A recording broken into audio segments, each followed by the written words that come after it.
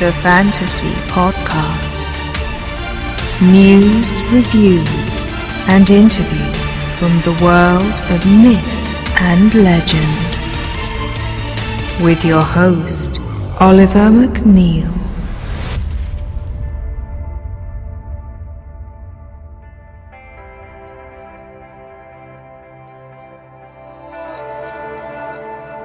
Good morning, good afternoon, good evening, and welcome to the Fantasy Podcast, episode 14. Yes, we're back. Good Lord, it's been a very, very, very long time. I do apologise. A lot has been happening. Firstly, I've moved my studio. Now, I'm now in a place called the World of Legend, down in a little place called Rye. Awesome place. And I've got a little storytelling theatre here. We've got loads of props. We've got Brian Fryer Prince. We've got Dan Baines, Pixie. We've got some stuff from Mark Caudry. It's an amazing, amazing place. And who did we have visit it on our first week? Oh yes, Mr. Tom Baker. Thank you very much. He is back. And it was almost a year since I did an interview with him first, for the very first episode. And we thought, right, okay, I would love to celebrate the first year of the podcast, which was actually back in February, with another interview. Now, I did hang on to it for a little while, I have to admit. This is in Feb. It's now in June 30th. I apologise. But it kind of coincides with something that happened recently. We've got the front cover of the Doctor Who magazine. And this is issue 501. And it's pretty much a Tom Baker interview special, and it's fantastic. And we happen to have five of our portraits in there, including the front cover. I thank you very much. The beautiful one of Tom holding a jelly baby. Now, of course, these are available from our website, and you can have stuff signed and filmed. Yes, a filmed message from Mr. Baker himself, saying something lovely to you. We always like to ask you, who you are, so that he can personalise it a little bit. So, what did I talk to Tom about? Well, we'll find out in a minute. But, as always, when I do an interview with Tom, I don't start off talking about anything Doctor Who-like. It kind of goes off on those tangents anyway. But we wanted to talk to him about The Boys That Kick Pigs. Which was the book he's written. Well, he's written two books. He, of course, wrote his autobiography, which is well worth a listen. And the other thing he did, he wrote a book. Now, it's not a children's book, and it is available to download, and I urge you to do that, either from his website, or I think you can get it Audible, iTunes. Just Google it up and listen to it. It's not for kids. It's very Roald Dahl-esque, and it's a little insight into Tom's writing skills and also his mind, which is, of course, a wonderful place to visit. So, without any further ado, here is Tom, and we did this interview in his kitchen, and you might hear Poppy, his dog, in the background, and hope you enjoy, and see you up the other side. Here's our special guest interview. The legend that is Tom Baker.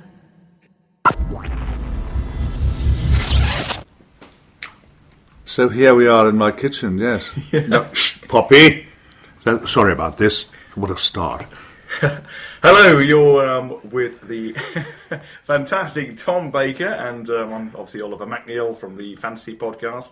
And thank you very much, Tom, for coming back a year ago since our last interview, where you were the first interviewee that we had for the Fantasy Podcast. So thank you very much for agreeing to do this again. But we are going to talk about something which is, probably a little bit different to what you're expecting us to talk about. But we're actually going to talk about your writing career, and more, specifically about the book that you wrote. Is it a book or novelette, or how do you describe it? The Boy Who Kicked Pigs, I suppose, is just a short novel, isn't it? Or maybe a novella. It's a novella with lovely drawings in it, aren't there? Beautiful drawings. It's beautiful drawings. And it's beautifully produced as well. They did it very well, Faber and Faber. Do you want to give us a very brief idea of what the book is about? I don't want to spoil it at all, but it's about it's a book about a boy who is wicked. I'm quite interested in wickedness and grotesqueness, like most people are. And when I had an idea about years and years ago, when I was about 6 or 7, I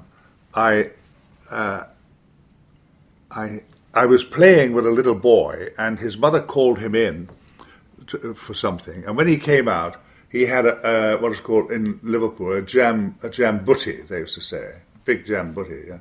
And passers-by always said, "Have you cut your hand?" Because all the jam everywhere.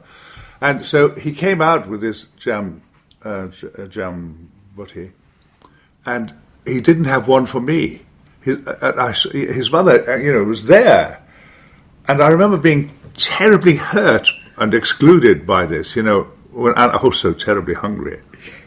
And I never forgot this. And when it came to writing this book about a boy, I suddenly thought about that little incident, and then took it on from there. But I couldn't write a book about, I don't remember much about this boy, I couldn't write a book about a good boy, because it's very difficult to write a book about anything that's good, really, a novel, a story, because it's hard to describe what's good. I mean, it's very difficult to write about heaven, I imagine.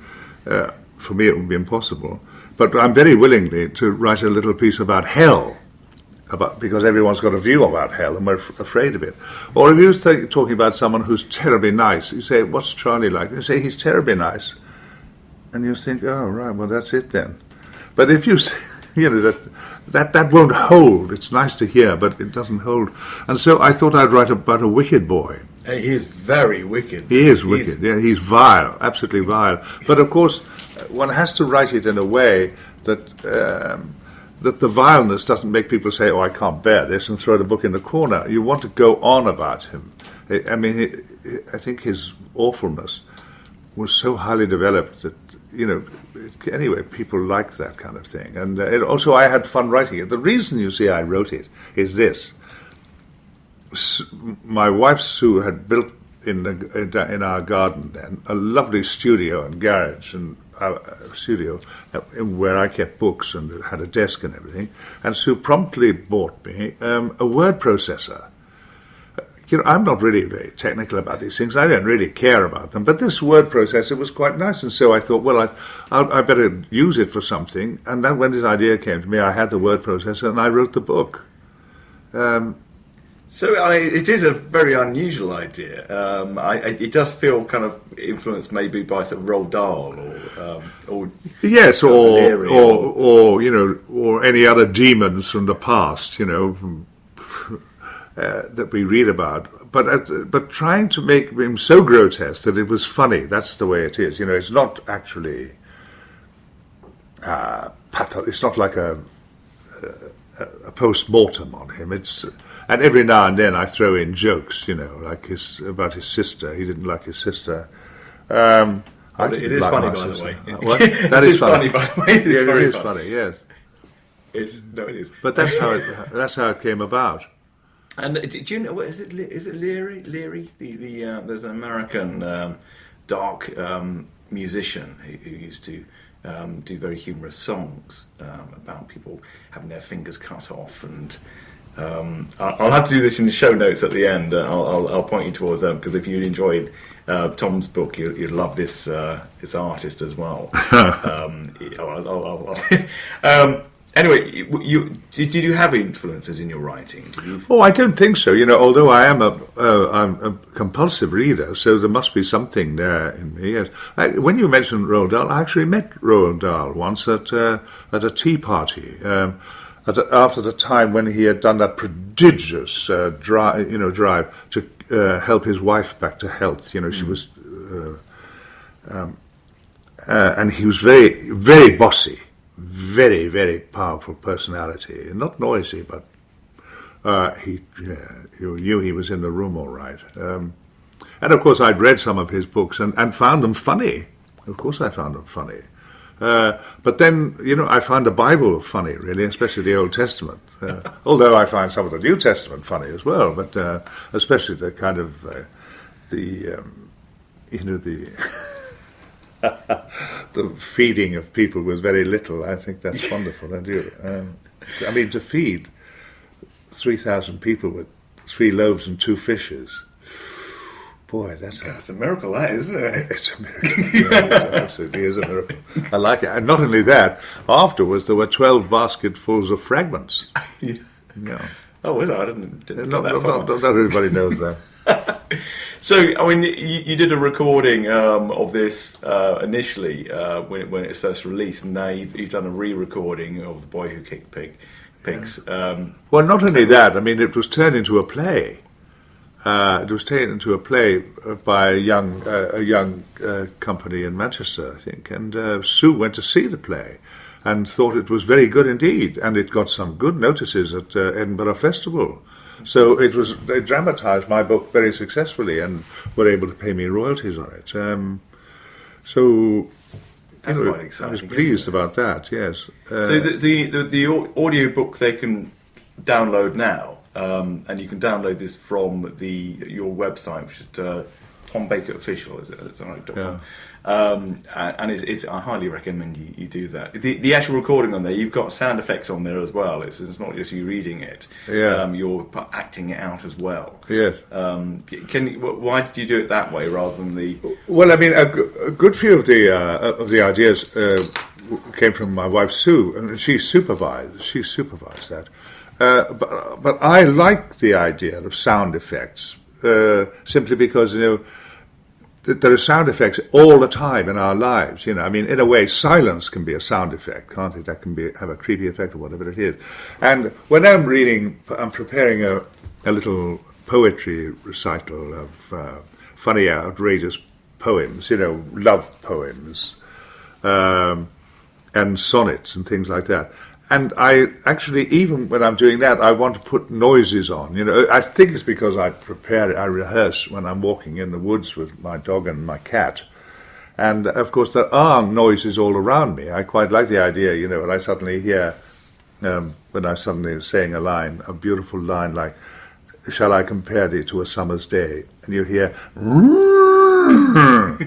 and I have to start again. I find that funny, but not everybody finds it funny. My wife doesn't always think I'm funny. Most of the time she does. Or a cuckoo. I'd quite like to impose a cuckoo effect at the end of a sonnet, as if that's the nature's response. You hear a cuckoo, especially if it was cold, and so I'd be able then to say, "Cuckoo, what's he doing around here? It's December. He should be in Africa." Something or whatever it is. And you are planning to do some sonnets? Well, yeah, I am going. Yes, I've prepared quite a few sonnets so that I can. I've got a choice, and people. I've mentioned it before, and there is some interest in it. People like hearing certain people, and they'd like my view on extravagant love poetry, or which I like doing as well, extravagantly. Yeah, but. There we are. But so the book, went on and did things, and a lot of people have read it, and it's been dramatised, as I said, and maybe it would be good if it was made into a film, an animation. That would be nice. I think but that was the only thing. I'm not a writer, I've written 2 books. I wrote an autobiography, and I wrote the book Kick Pigs, and the book. Never went anywhere, really, I don't think. It was published twice, hardback and then paperback. But people who've read the book, some people were kind about it, and some people often said this to me, Tom, when I'm listening to you, I don't know whether you're actually being serious or not. A lot of people have said that to me. And and so when they say, "I don't know whether you're being serious or not," there's usually a pause, and I think to myself, "Am I being serious or not?" And sometimes I don't always know. It's only I'm not talking about if I have to fill in a form for my driving license or talk to the doctor about my dodgy knees. The doctor knows I'm being factual, but in the ordinary way of entertaining conversation, chatter, especially in Waitrose where I go, it's one of my day centres, and I'm very well known there, and lots of old ladies talk to me there, and some of them say, "Are you being serious, doctor?" And I say, "Absolutely," and then they usually squeeze my hand and say, "I understand." did you, I mean, you did something actually for the show that we did a few years ago for Halloween. You wrote out, you read a poem that you wrote about a fox. Oh, did I? Yeah. So you obviously do carry on writing. Well, yes, I wrote a story. I wrote also I read a story that I'd written. I've forgotten what that was about. I do. And I mean, of course, when I'm writing on emails to friends it's so much easier now, isn't it? I love email because, all that trouble about getting a pen out and writing a thing and correcting it. And so when I try to entertain my friends. Actually, I don't mean to suggest I've got lots of friends. I was going to say then all three of them. But I'm in touch with old friends, actors I've worked with in the past, and we write to each other and sometimes try to amuse each other by recalling, days when we were younger, the way we were. Well, I love those stories that you tell us when you were younger. They're all great. All your 60s stories. I love those. So, have you got anything else that you're going to be publishing, or anything you're working or writing on at the moment, or any story ideas? I mean, do you have any? I know you come up with story ideas, or you used to come up with story ideas. Well, for things the like thing is, I have a very interesting arrangement, interesting to me, with Big Finish Productions, who have got the license to write Doctor Who audio dramas. Yes. And I have, this year, I am actually going to do already, at the end of this month, I do 3, and I have 16 others to do during this year. It's a lot of work. How many have you done already? Yeah? Oh, I don't know. I must be maybe 40. Wow. Maybe more. If you're not aware of this, Big Finish do audio Doctor Who's adventures, and I think pretty much, every Doctor now, haven't they? Oh yeah. Almost And they do others as well. They do Blake 7 and all sorts of other BBC programs. They have this arrangement there, and so that keeps my hand in. And also they encourage me to tweak things. So, they're not possessive about the writing as if it's sacred. And so if I come up with an idea, I always get the scripts well in advance, and I write little alternative recasting certain bits of dialogue without actually changing the cue line. There's quite a little trick to do that. Otherwise, if you're changing cue lines, everyone's got to have a different copy. Yeah. And so that's terrific fun to do. In that sense, of course, I have never really stopped doing Doctor Who. I mean, I'm doing Doctor Who now as intensely as I was doing it at the BBC. How many adventures did you do filmed? You must be almost at the level you've done more adventures on audio. Oh, I don't think so. I think at Doctor Who, somebody told me, one of the chaps who knows it all, somebody told me recently, I think I did 178 Doctor Who episodes. That was how many adventures though? Well, that was I don't know what it was. The equivalent of 45 feature films, right? Which took place between 74 and 81, spring of 81, I think. But I'm curious enough now. One of the supervising producers was my favourite producer at Doctor Who, Philip Hinchcliffe, who was the most successful of all, I think. He was very young. I think it was only about his second or third producing job. And now I'm working for him again. I mean, the next big one I do, which is right at the end of this month, March, I think it's 300 pages. It's it's a big thing. It's about 300 pages. It's about a 4-parter. It's a really big script, which takes, which I like. I drift backwards and forward to it, mark it up, and everything like that. Yes. I'm well prepared, and of course I'm working with actors who, well, they don't daunt me exactly, but I'm working for actors who often are very much more accomplished and varied than I am, and wonderful actresses as well. I mean, I remember being amazed when Julia Mackenzie turned in, Jeffrey Beavers or David Warner or people like that, Yes, Jane Slavin from the BBC. And it's such fun to do it with them, and they find it a hoot, Do you find it, I know it's a hard thing to equate, but do you find it more fun now than when you were filming it? Well, yes, it's less arduous now. I mean, I'm very well prepared, but audio drama is such a hoot to do, isn't it? Yeah. Because it's all done in the voice, isn't it? And because of this mock heroic character I play, who's very facetious sometimes and a bit preachy sometimes as well. It's terrific fun to do, and of course the way we work there, we don't do it like as in the BBC when you're doing a drama in the BBC. In the scenes, you're all around the same microphone. Now here, where they do it at Sorcery Studios in Wadhurst, you don't actually see anyone. We're all in different booths, Oh, okay, I didn't realise that. That's right, and this is for some reason. I don't know technically exactly why they do this, but this is because the standard of special effects at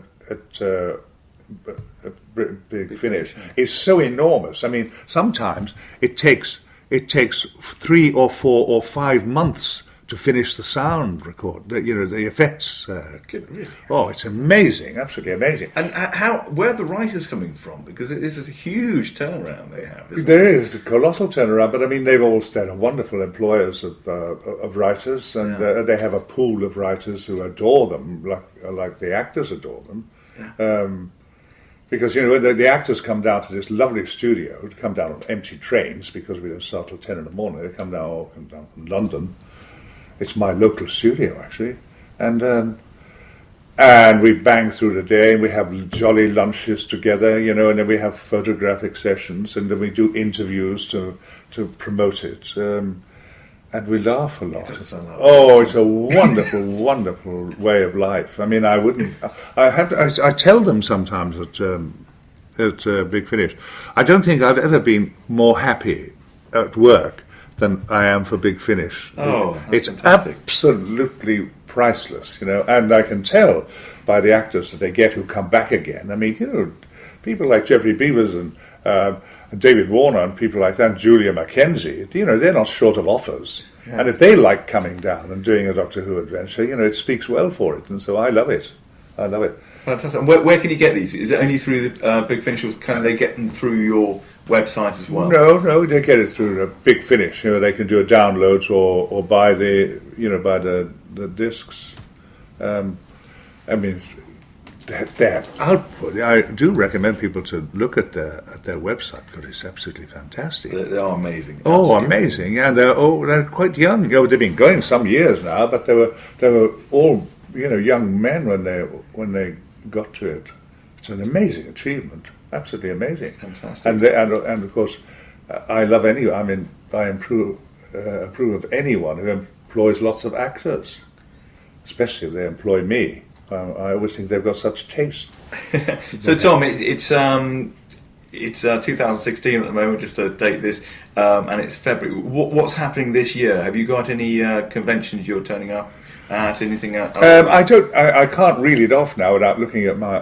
But I mean, I am asked to go to all the major conventions, in which I can't face all of them because everywhere. I mean, some of my old colleagues who are the other Doctor Who's, and they obviously younger, a good bit younger than I am. It's a very busy season for them. I mean, the younger ones, of course, they can now travel to America a lot, and one or two of them I know. Younger ones as well. Some of them, the not so younger ones. Are they? I don't know how old they are. I'm 82, so I'm way ahead of all of them, aren't I? Some of them are in their 60s, I suppose. Are they? Yes, yeah. I think Sylvester might be 60. He's late 60s. I don't know how Colin is. Colin must be getting on a bit now. He's in America. Always Yeah. going over as well. Yeah. But you don't travel now, do you? It's Well, I know I can't face. I mean, Yeah. I can't face traveling. There comes a time when I've done all that. I mean, I was ahead of them, wasn't I? And I was the first one with Graham Williams as the producer. We went to the first convention, Doctor Who, at our own expense. Wow. Yeah, we flew to LA and went to it was a huge success, and the word got out. This was, of course, 1975 or 76.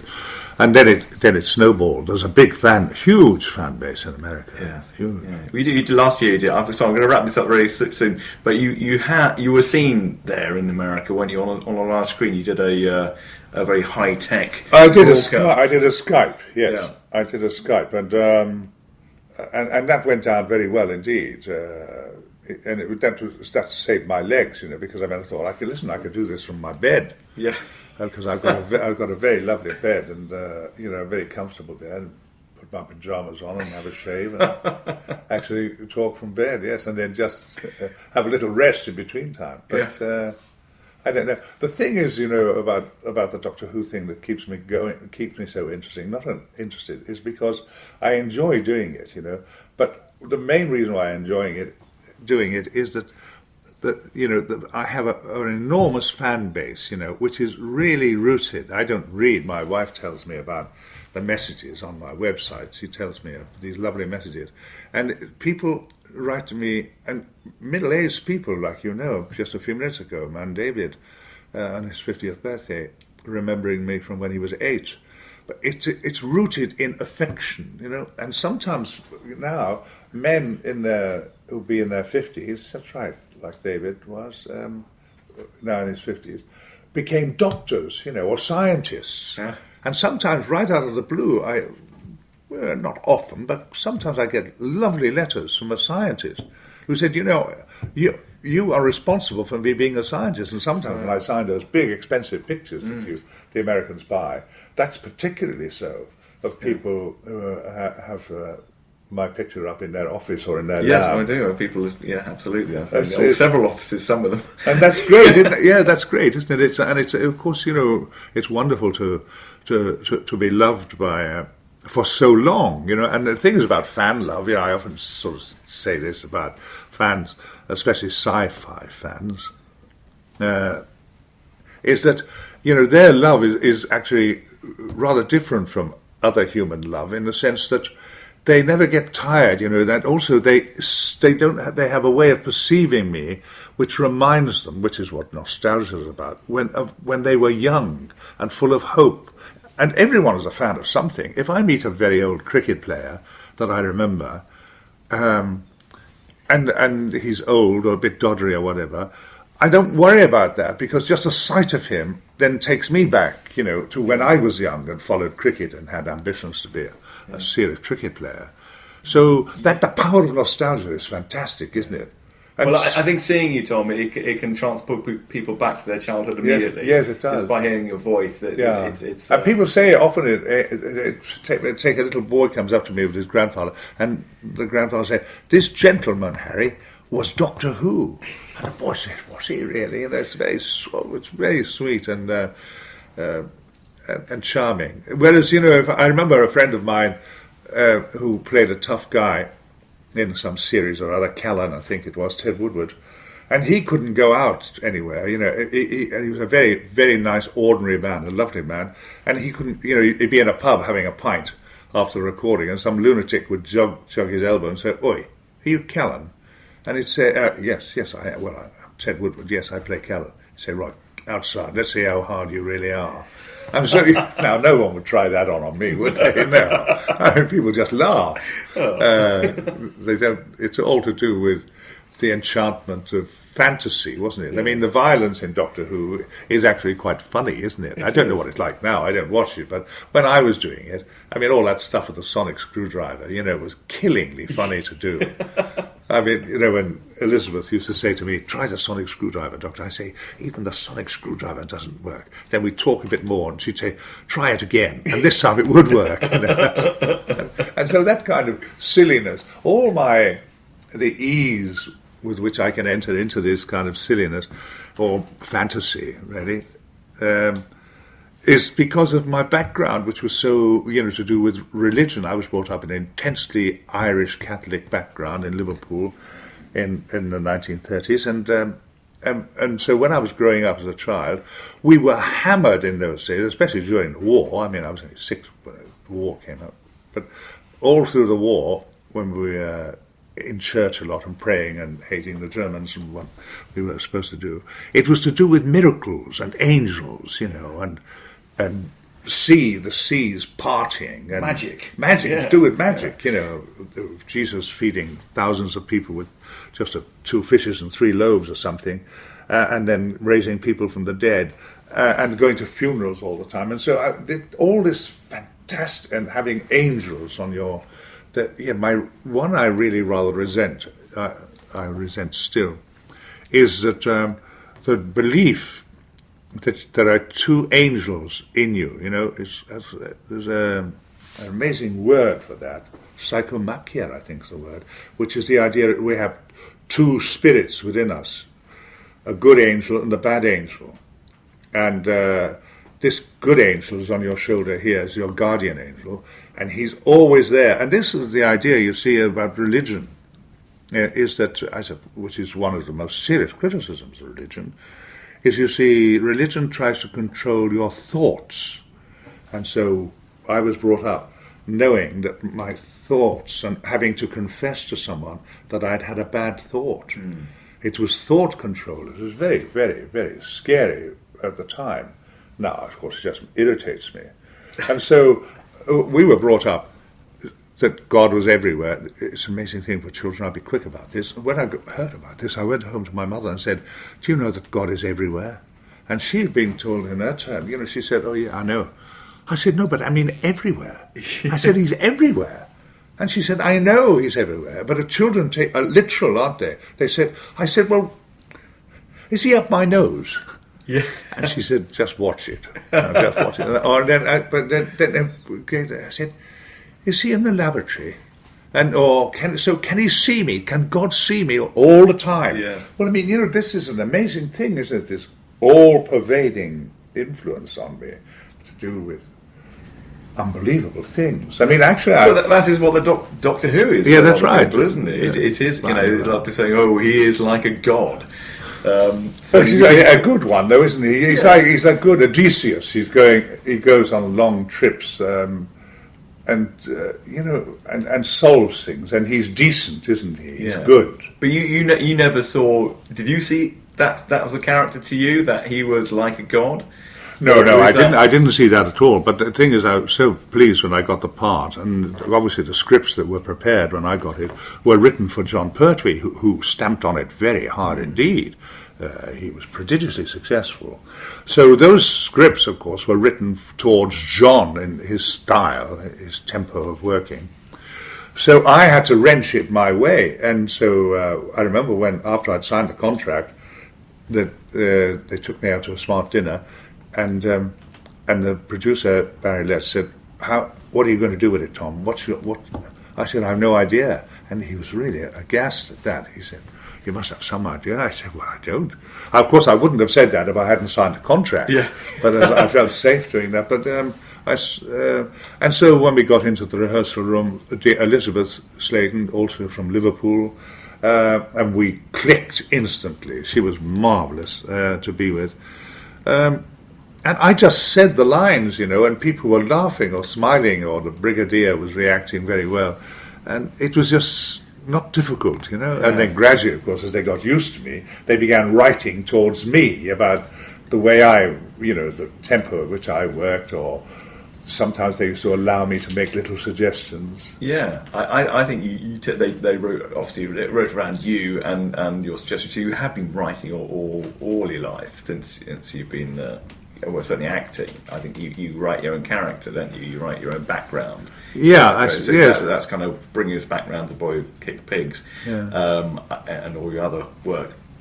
I think all these things. I think you, as an actor, you're always creating. I suppose so. But the thing is, actually, of course, with actors, that I think everybody who's a little bit imaginative and wants to have a lot of fun. But actors are particularly compulsive. You know, actors get a bad press sometimes. I'm sure I probably bore people to death, or people say, "Are you being serious, Tom? Or did that really happen?" But, you know, it's a desire, I find, about actors, that some of them might be very indignant, as I say. Actors want to please. You know, there's a wonderful line in a lovely poem by Christopher Hassel, who was a lyricist and poet years ago, and it's about an old actor. Old actors, when they were finished with acting and a bit shaky on their legs like me, they often used to have. They play Father Christmas in a big store. I don't know if it goes on now. And so they'd be all rigged out, and they'd, you know, do the business. And the old actors were very good at it. And there's a wonderful line when some old actor was talking to, obviously, to a local reporter about how he his career and how he had been able to keep everybody silent with utter repose and could plant a whisper in the back of the pit. And he talked about those things, you know. And as he was talking, suddenly a woman asked him a question about something. And so he's talking about his old wife and everything like that. And he says, of course, all that was years ago, you know, too late to start afresh, but all the time what was that, madam? Oh, yes, madam. Yes, those clocks are very popular this year. Very popular, yes. I'll call the man in charge. What? No, there's no danger of damage. They pack the cuckoo separately. A wonderful line, made me gasp, you know, because of that, of actors wanting to please, you know. And in my career, I've often worked with actors who were old, not now, I'm the oldest one now, but old actors playing small parts in something I was in, and finding them that wonderful sweetness, you know, that anxiety, because I'm talking about the actors I knew, this, you know, before television work was available, or not much film work, and it was an anxious life being an actor, you know, and they used to talk. Still is. Yeah, it still is, I suppose, for a lot of them. But they used to talk about actors used to often call a job an engagement. I have a little engagement in. I'm playing old gobbo. Yes, not many laughs, you know, but it's an engagement. And, that's the way it was. Tom, thank you so much for your time. Thank you again for coming. So if you want to find more about Tom, obviously go to his website, Tom Baker Official. You can find The Boy Who Kicks Pigs on there, yes. As well as a lot of other sort of pieces. Yes, they will. They'll find all that. And they may find, actually, that they don't know whether I'm being serious or not. I think that's true. Thank you so much. You're welcome.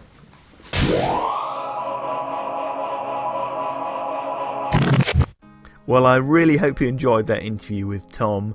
I love his company, as I'm sure you do as well.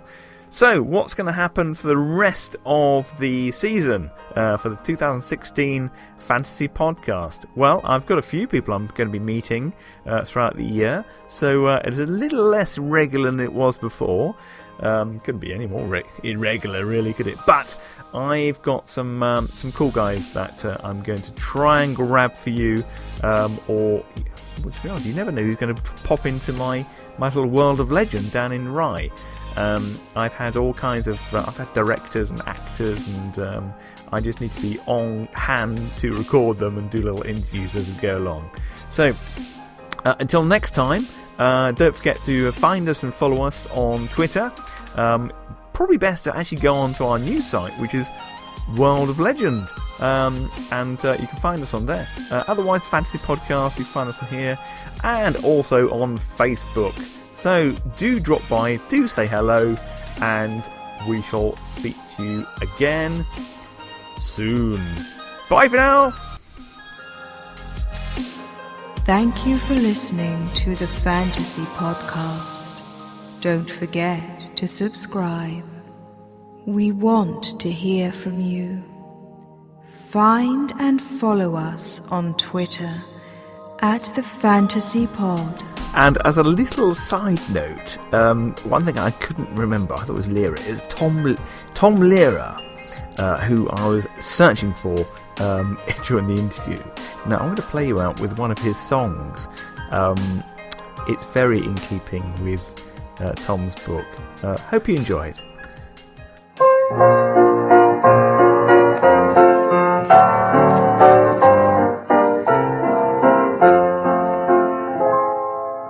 I hold your hand in mine, dear. I press it to my lips.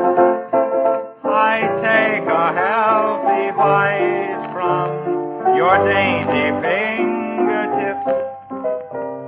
My joy would be complete, dear, if you were only here. But still I keep your hand as a precious souvenir. The night you died I cut it off. I really don't know why. For now each time I kiss it, I get blood stains on my tie. I'm sorry now I killed you, for our love was something fine. Until they come together